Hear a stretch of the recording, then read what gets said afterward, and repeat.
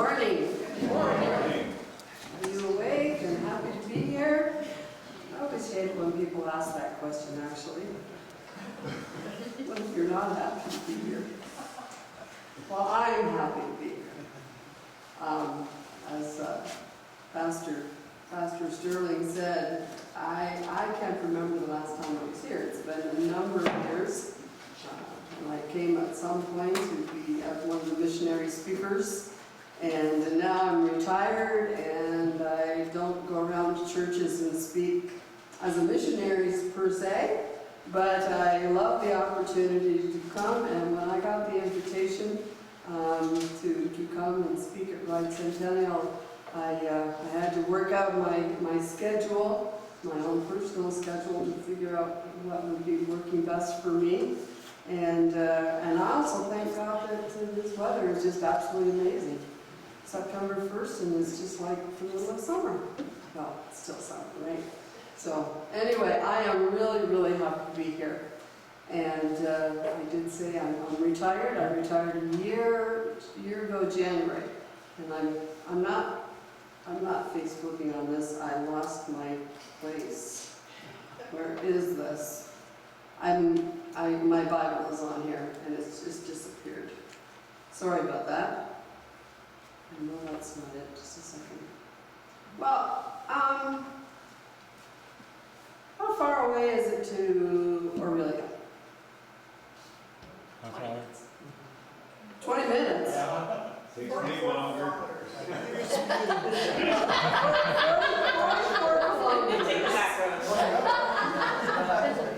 44 kilometers, which is just shy of a marathon. Marathon is 42 kilometers, or 26 miles. And one of the things that Kenya is known for is its long distance runners. I love watching the Olympics. I don't subscribe to any sports networks whatsoever. I don't watch anything because I'm so far behind in terms of what's going on that it's not worth trying to figure out what's going on.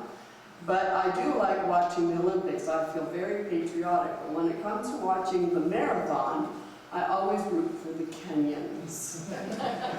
Because they're usually gold, silver, and bronze.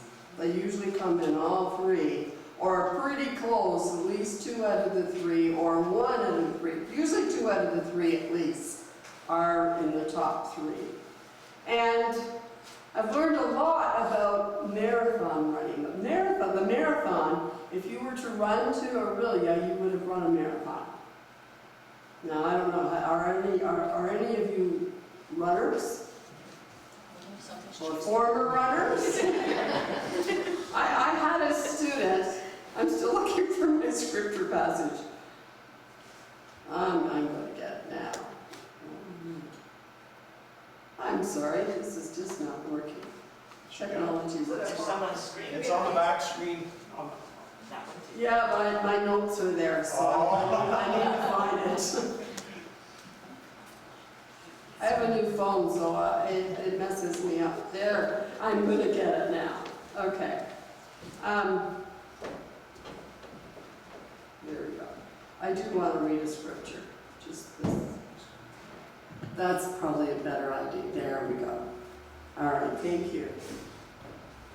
Well, Hebrews chapter 12, verses 1 and 2, is a reference to the Olympics.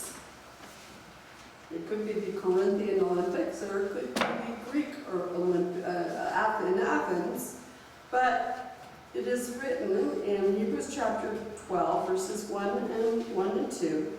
Therefore, since we are surrounded by such a great cloud of witnesses, let us throw off everything that hinders and the sin that so easily entangles, and let us run with perseverance the race marked out for us, fixing our eyes on Jesus, the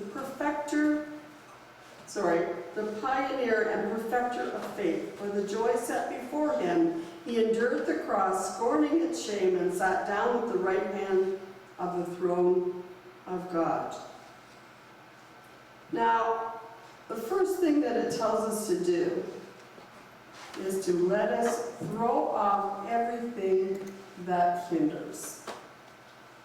Now, there's a conjunction here. I taught English in Africa, in every country I ever lived in. And so I know all the parts of speech.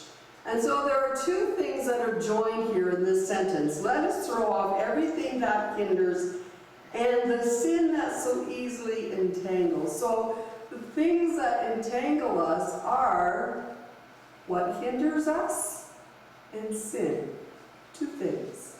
Now sometimes we jump really quick to the sin and we kind of skip over the things that hinder us.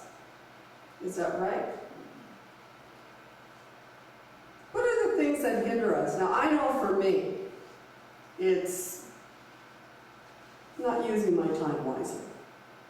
You know, I can get caught up in Facebook. Well, I like Facebook sometimes. Sometimes I get really angry with it, and that's the time that I really shouldn't be looking at it because I'm getting angrier and angrier at some of the things that people unwittingly or knowingly post.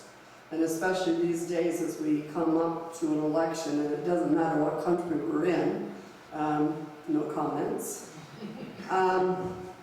But we like to post things, and sometimes people post things very unwittingly because what they're saying, what it's really doing, it's inflammatory. I mean, it's, the whole purpose of it is to make us angry. Well, I don't think that's probably a good emotion for us to have as Christians, especially when a lot of the stuff that we're angry about, we can't do anything about anyway. And why bother ourselves with this? I've learned how to hide things, and if people persist sometimes with posting things, I'm talking a lot about Facebook because I think it's very pertinent to us all, probably. Sometimes people post things and they keep over and over, and it's the same things, and it's inflammatory. The purpose is to get us upset. You know, if something starts out with the words, black people, I know that's not the terms that are used, you know there's a reason that it says that. Just those words. Why does it have to be a particular ethnic group? Why does it have to be a particular religion? Why are they specifically mentioned? It's so that we can have a response. And almost all of the time, the response is a negative one. And I've started hiding those on my Facebook page. I don't want to look at them. I don't want them popping up. I don't want other people reading them on my page and thinking that I have initiated that, because I didn't. And if it happens enough times, I may even private message the individual and say, do you realize that the things that you are posting are getting these kinds of responses? Because some people don't realize it.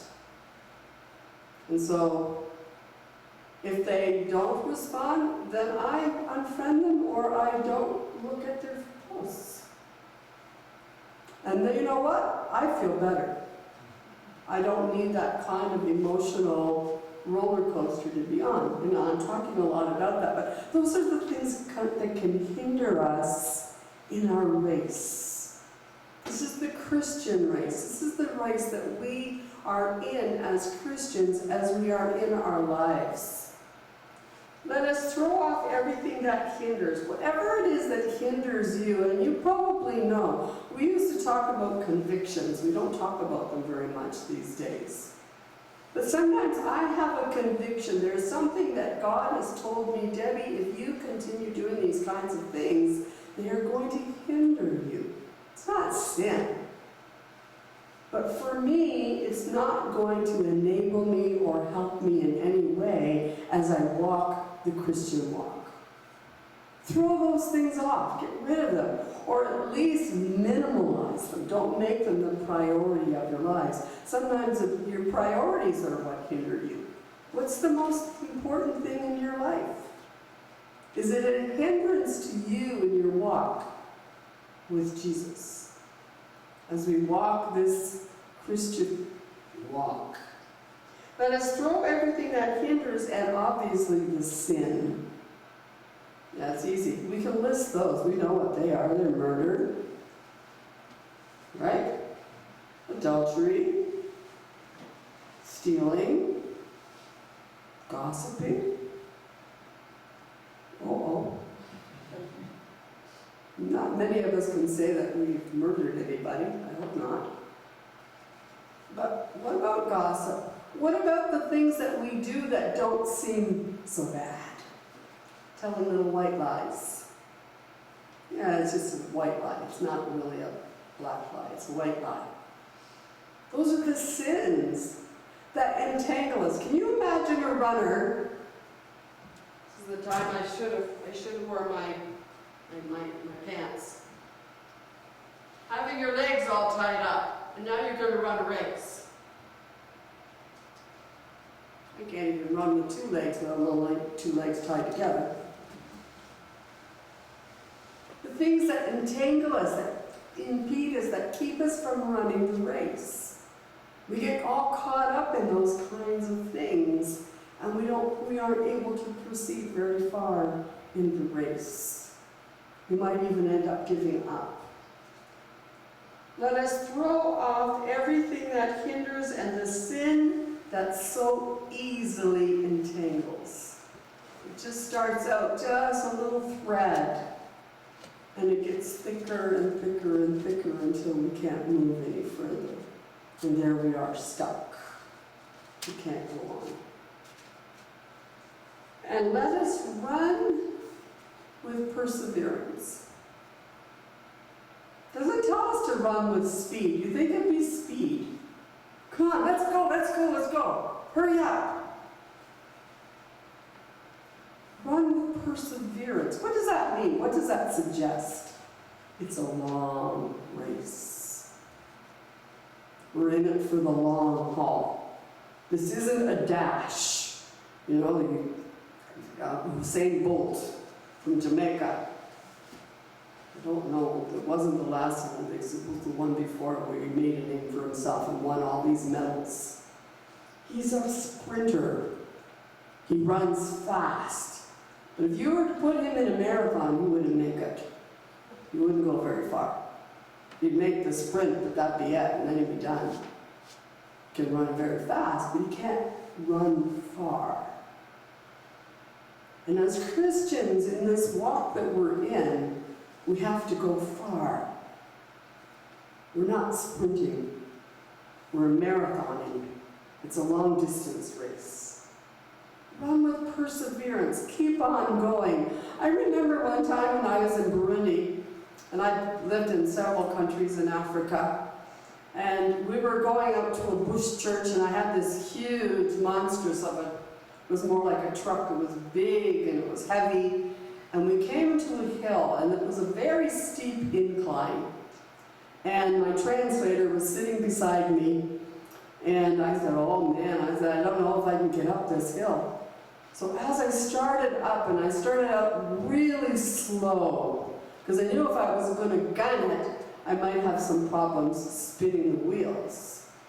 So I went very slowly. And as we were going up the hill, my translator kept saying, Endelea, Endelea, keep going, keep going, keep going, Endelea, Endelea. And he kept saying it all the way up, and I kept just giving just enough gas. It was probably diesel. Whatever it was, anyway, going up this hill to get to the top. And when we got to the top, we let out a yell because we were there. Perseverance. Keep going. Don't stop. Let us run the race with perseverance. The Christian race that we are in is for the long haul. And for those people, and I think Pastor Sterling made a comment as well, we aren't in a race that's easy. Some people have this strange idea, it's a strange theology that's out there, that once you become a Christian, you aren't going to have any more problems. Have you heard that one? You know, the healthy, wealthy, and wise? No, I don't know about the wise part. heard it. So if you really are a Christian, you shouldn't have any problems. Everything's wonderful. Well, I'm here to tell you, that's not true. We live in a fallen world. We haven't been set aside into a special little place that's just for Christians. We have the same issues that everybody else has. The difference is how we handle them. We have somebody who is with us to guide us and help us and to encourage us. Run the race with perseverance. It doesn't mean we're not going to come across difficulties. They are going to be there. Run the race with perseverance, the race marked out for us. Now, can you imagine you're running the race, and you're looking and thinking, oh, wow, is that ever neat? And you just go over and you're going to have a look. What's going on over there? Run the race that's marked out for you. What would happen if a marathoner decided that somewhere along the course that they would make their own course? I don't think I'm going to go along here. That's what they said that we're supposed to do, but no, I'd rather go over there. If it's prettier, the scenery, or it's flatter. I don't know. What would happen? You're disqualified. Run the race that's marked out for you. And everybody has a different course. That's the thing about being a Christian. Now, if you're in a marathon, you're all running the same course. But as Christians, we all have one that's marked out for me, what God has planned for me, what He wants to do in my life. I remember when I was thinking about going to seminary, going to college, and I wasn't really sure, not college, seminary. And I really wasn't sure about the path that God was leading me, because I'm going to seminary, like that's where you prepare for ministry. Like, what am I going to do doing preparing for ministry? Because I was going to be a teacher. All along I knew I was going to be a teacher. From the time that I was in grade 1, I was going to be a teacher. So now, God, what are you doing? Sending me to seminary.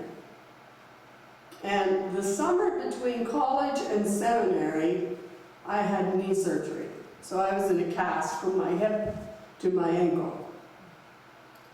And I remember I'd gone to the college, I'd gone to the seminary campus, and was determined I wasn't going to go there. I did not want to go there. I did not want to be in ministry. Everything about it was not what I wanted to do. Has anybody else been there? You know what I'm talking about, don't you? And I had all the reasons why I shouldn't go to seminary, like money. And that's usually the #1 thing for students. Like, surely I can go back to Ontario, I can live in Kingston, I can live at home, and I can go to Queen's University and get my degree there and teach from there. And I had it all figured out. But you know what happened? God started to work in me throughout that summer, having had surgery, and I was slowed right down. I couldn't do a whole lot. And by the time I went to seminary, I was excited. God put it in my heart. Pastor Sterling again made a reference to the desires of our hearts. Do you know what I believe the desires of our hearts are? What He desires for us. He will give us the desires of our hearts. And by the end of that summer, as I was going to Asbury Seminary, I was so excited about the opportunities that God would have for me. And at that point, I had no idea what it meant, what it would be, because I was going to teach. I was going to teach grade 3. I knew it.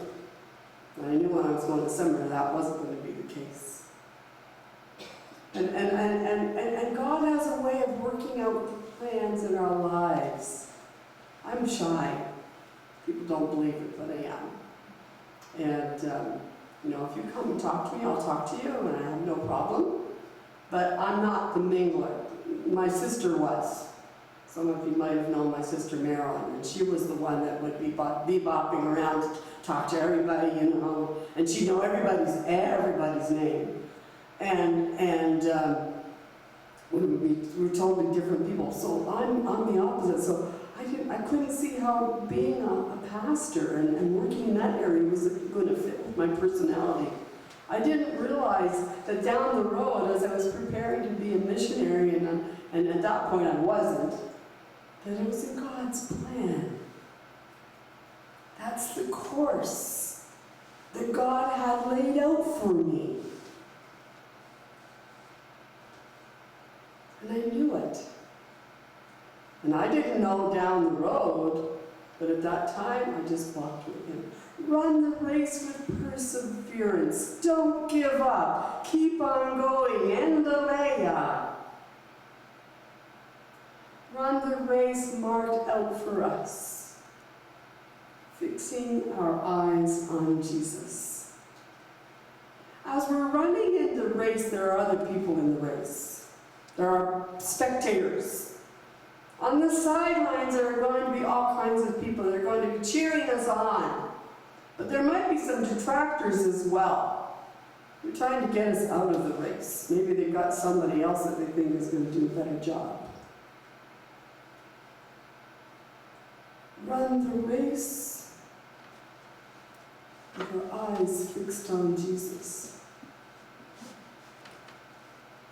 As we run the race, something that I learned from watching marathon is the year that one of the can't remember what year, I never remember when the Olympics are, but it was when Kenya, again, they had gold and they had silver and they had bronze. And as you watch a marathon, you always think that each individual is an individual runner, right? I learned a lot as I was watching. I was listening to the commentator.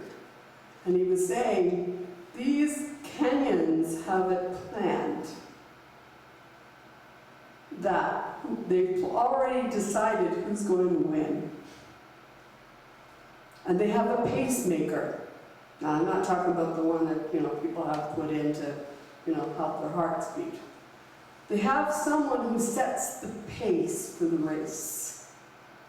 And this guy was fast. And he started out fast, and the commentator said, I don't know how he's going to be able to maintain that speed. Like, he was already, at the starting block, he was running fast. And he maintained that speed through the whole race, and everybody else had to keep up with him. And he says, I can't run slow. When he was being interviewed afterwards, why did you keep that pace? So the three of them, there might have been a fourth runner as well, but the three of them had decided who was going to come in first, second, and third. And they would take turns throughout the race deciding who's going to run first, second, and third. And everybody else had to follow them. They were the ones to watch. You see, it's not an individual sport, it's a team sport. And we, as brothers and sisters in Christ, we come alongside, we work together, we help one another, and we begin to work together so that everyone can finish the race. It's not a competitive sport with our teammates.